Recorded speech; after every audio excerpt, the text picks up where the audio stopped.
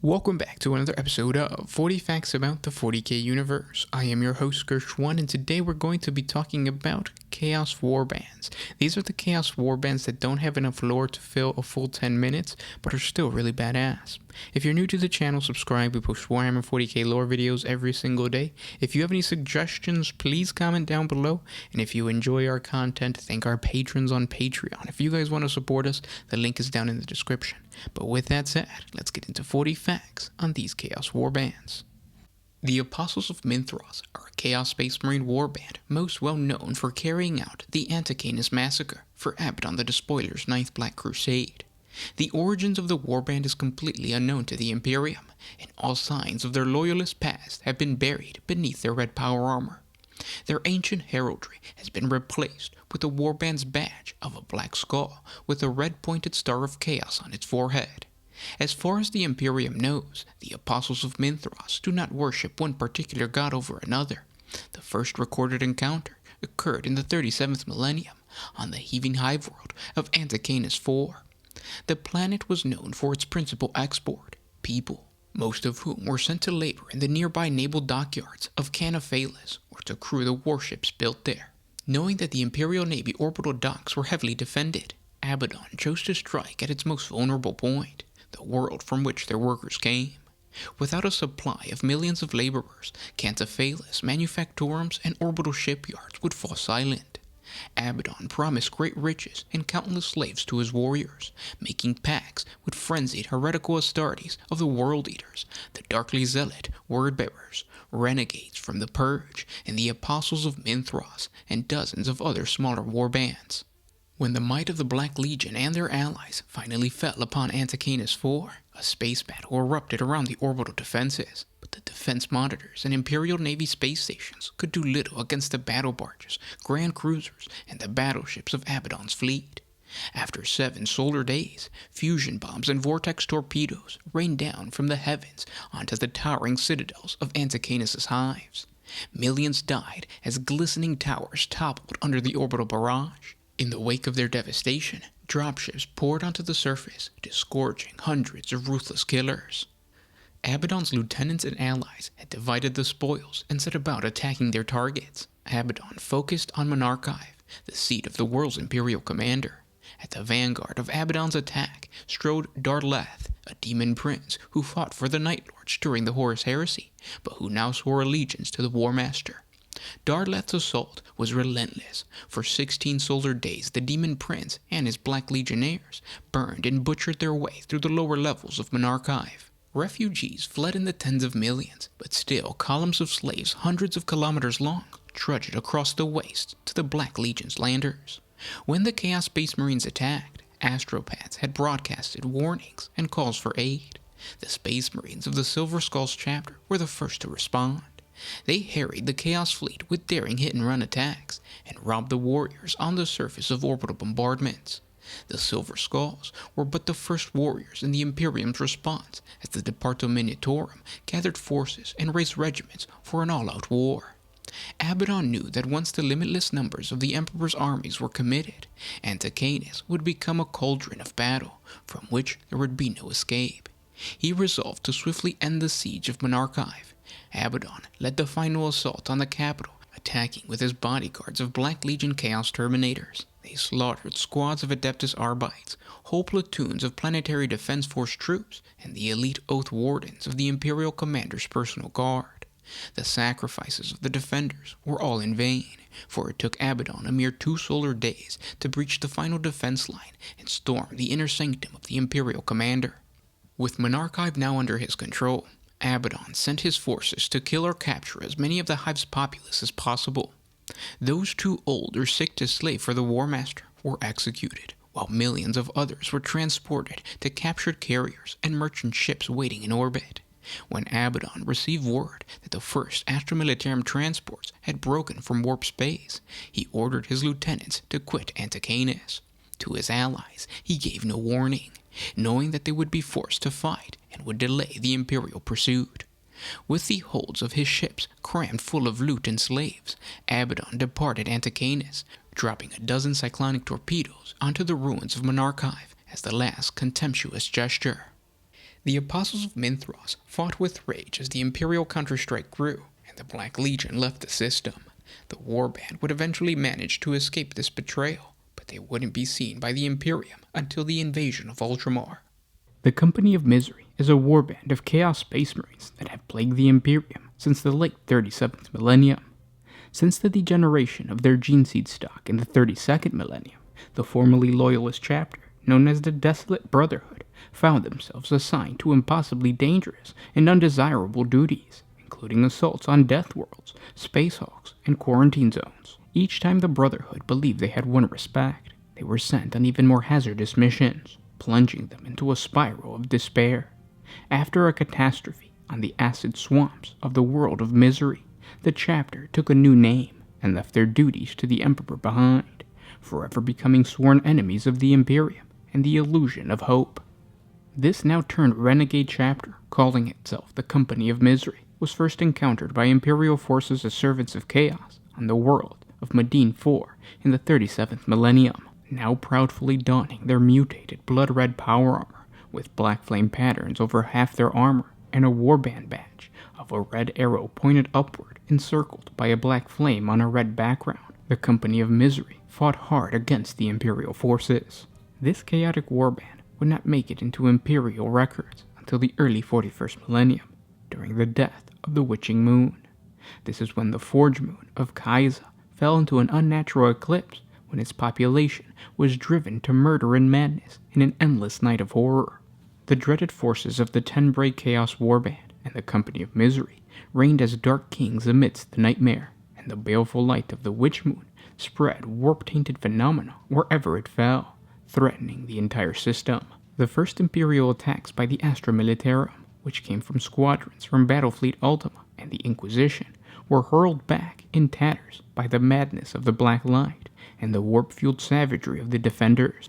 It was only by the unexpected arrival of the Cardinal Guard chapter, accompanied by a sacred band of the Adeptus Sororitas Order of the Black Sepulchre, bearing the holy relic known as the Book of Counted Tears before them, that the imminent losses of tens of billions of lives was able to be prevented.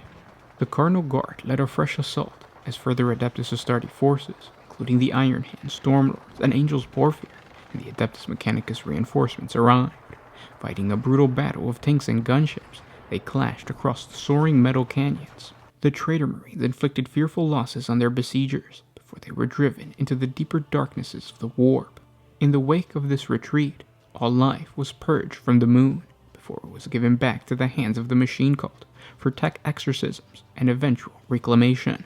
A couple years later, 50 Chaos Space Marines of the Company of Misery invaded the Imperial world of Menanosin, quickly overrunning the planet's defenses. However, they were unable to free the planet from the local Imperial presence. When Captain Akror of the Company of Misery attempted to destroy the Great Librarium of the planet, phantom enemies stood between him and the Librarium scribes, who were fleeing from their wrath. Those phantoms were none other than the Legion of the Damned.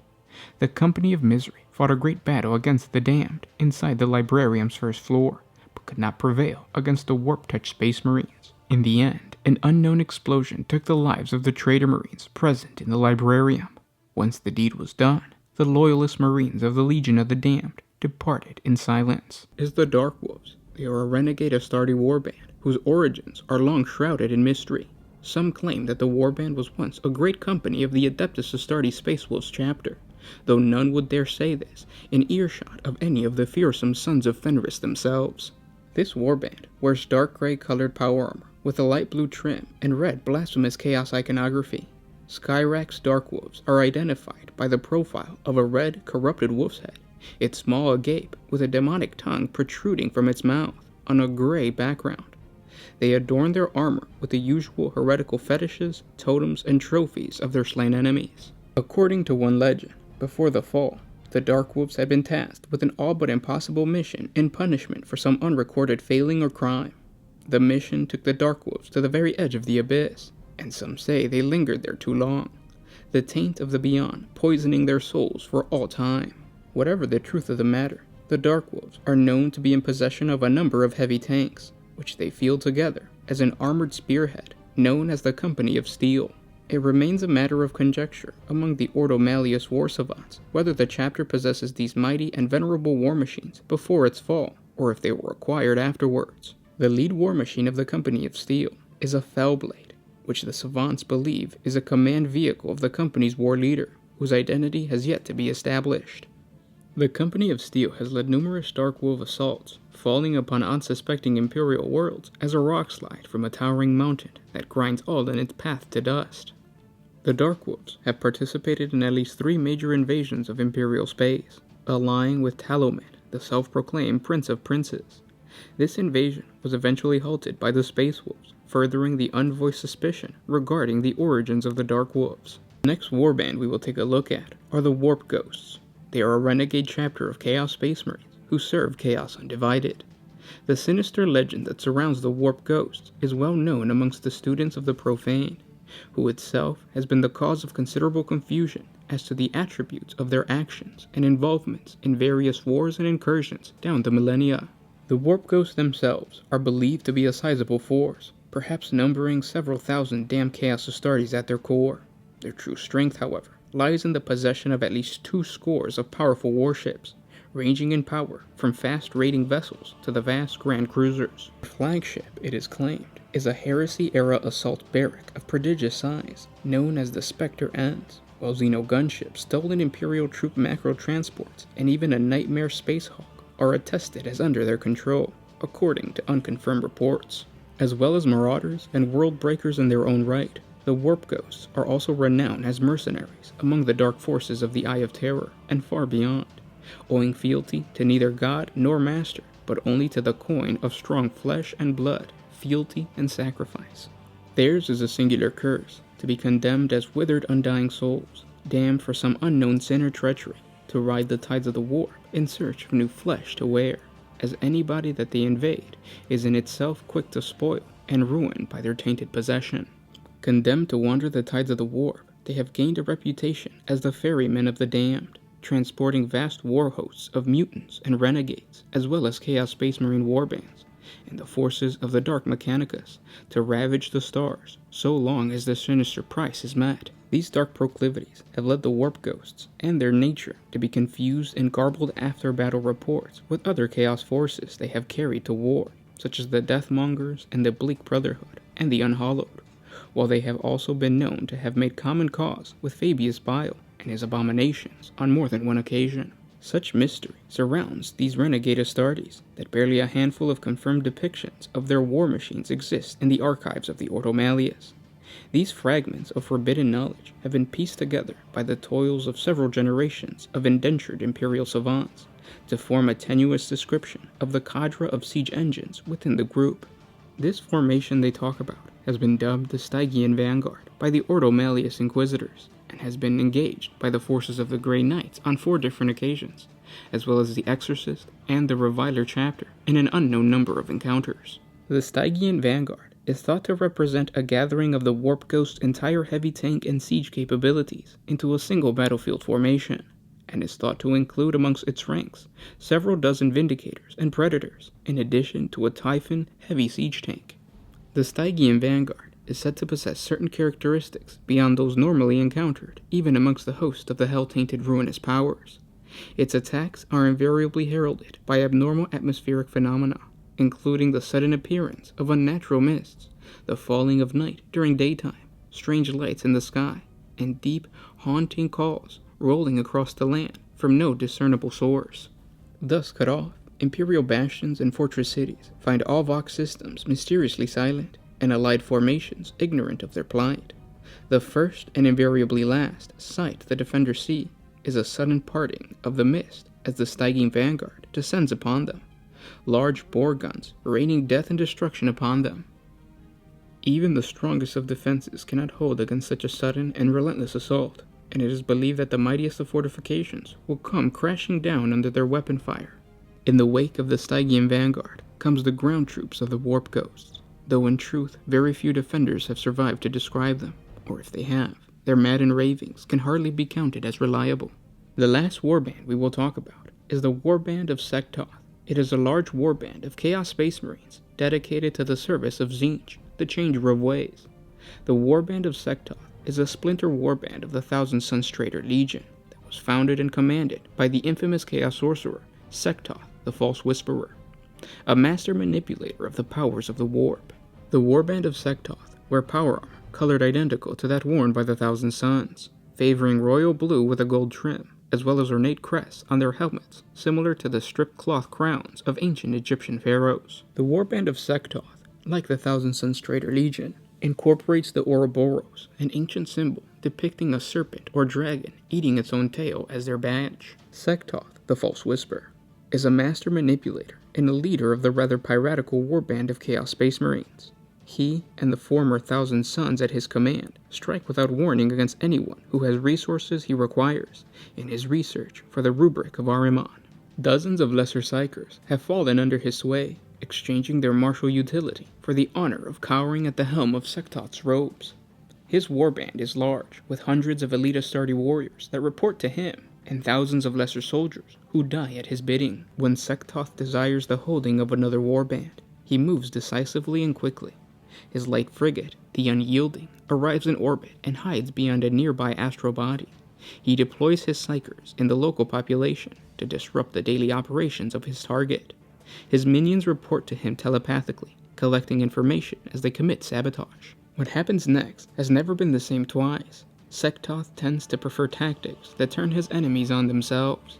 He once gathered enough power to drive an entire planet mad with a single word whispered in every citizen's mind. This preference is not absolute, as he is not afraid to use more direct methods. He reduced the Gardens of the Exquisite Delight to swamplands by commandeering a hijacked iron-class destroyer and crashing the kilometer-long warship into an ocean on the far side of the world, wrecking the planet's climate in the process. In the wake of this seemingly random act, Sektoth harvested what profits he required and leaves the vultures to pick the bones. Often the resources expended far outstrip what he could possibly gain. Unknowable as his actions are, he is guided by a dark resolve and is granted resources by an impossibly powerful benefactor. The Blood Gorgons are a renegade chapter of Chaos Space Marines that primarily raid the Bastion sector of Imperial space. The Blood Gorgons, who value their freedom and independence above all else, refuse to swear allegiance to any patron god, preferring to serve Chaos in general in the form of Chaos Undivided. The Traitor Marines of this renegade chapter wear power armor the color of burnt umber. Barnacles and fossilized organisms spread across the sweeping surface of each plate. There is an organic element to their regal, accentuated by the mutant growth of dorsal fins, aquills, and hard segmented shells. The Blood Gorgons chapter badge is that of a Gorgon's head drawn from Terra's ancient Greek mythology. The Blood Gorgons were founded during the cursed 21st founding, the largest founding of Space Marine chapters since the second founding immediately following the Horus Heresy. The founding took place in the 36th millennium, shortly before the start of the Age of Apostasy, known as the Project Homo Sapien Novus. The Adeptus Mechanicus were attempting to remove identified deficiencies in the standard Adeptus Astartes gene seed. Their goal was to ultimately produce new and improved Space Marines, capable of more easily defeating the traitor Astartes who had emerged during the heresy. Unfortunately, the Adeptus Mechanicus genitors proved far less skilled in the genetic science than the Emperor of Mankind, and their efforts resulted only in the development of seriously flawed gene seed that was used to craft the Astarte organ implants for the new chapters. Led by their chapter master, and later Chaos Lord, Gamadin, who had been the Blood Gorgons' leader from the time of their founding until the day when the Imperium declared them renegade and excommunicate traitorous a mere 6 decades later. The chapter ultimately fled into the Eye of Terror after swearing themselves to the service of Chaos. The Blood Gorgons had not always been a unified chapter before the reign of Gamadin. They had been driven from their homeworld by the Space Wolves, transformed into a broken chapter, pursued into the warp by those lupin hunters. The Blood Gorgons were little better than thieves before they were driven from real space. They were forced to forage and hide, always hunted by the Emperor's hounds, making their home in a drifting space hulk known as the Cauldron Born. The Battle Brothers of the Blood Gorgons had stayed together during this time only out of need for survival, and the chapter was divided by minor war captains and factions who sealed off entire sections of the Cauldron Born to serve as their own personal fiefdoms. There was no dignity any longer for this once proud band of Astartes. It was Gamadin who ultimately reunited the warring companies under his leadership as their ruling Chaos Lord called Korsad, just as he once had been their chapter master under the same title. It was he who waged an intra-chapter war that left much of the Space Hulk in ruins even to this day. But in the aftermath of this terrible fracture, the Blood Gorgons found a cohesion and unity extremely rare amongst the servants of chaos. Gamadin devised the Blood Gorgons' distinctive rituals of blood bonding between his Astartes to ensure that his chapter would never again fight internally, pledging their very existence to each other and to the service of the ruinous powers of chaos. Never would any Blood Gorgon turn his blade on his brother again. Above all else, the Blood Gorgons had always valued their freedom to operate independently as a chapter marked by the practices of specific rituals and traditions. It is valued above all else. The Blood Gorgons consider themselves renegades and seek to damage the rule of the Emperor wherever they have a chance. But they have not been lured into the more fiendish depths of arcane chaotic lore, like the warbands of their more superstitious brethren among the traitor legions. They consider themselves a band of warriors first and foremost, before their allegiance to chaos. Despite their worship of chaos undivided, they believe sorcery is a fickle and dangerous thing, to be feared and respected, and it is best that it remains at a distance. This is another reason why the majority of the chapter's bond brothers find themselves untrusting of their surgeons, who are far too steeped in the arcanes of chaos sorcery. When Gamadin had first begun to experiment with demonology and the rituals that would form later Blood Gorgon customs, the Korsad used the dark ritual to strengthen the bonds between the battle brothers of his chapter. Utilizing the superhuman consistency of an Astarte, the chapter's surgeons or apothecaries had transfused blood and tissue from each pair of potential bond brother into one another. Utilizing Gamadin's knowledge of arcane lore, rituals from a forgotten heretical text were followed, creating an almost supernatural connection between those who survived the procedure.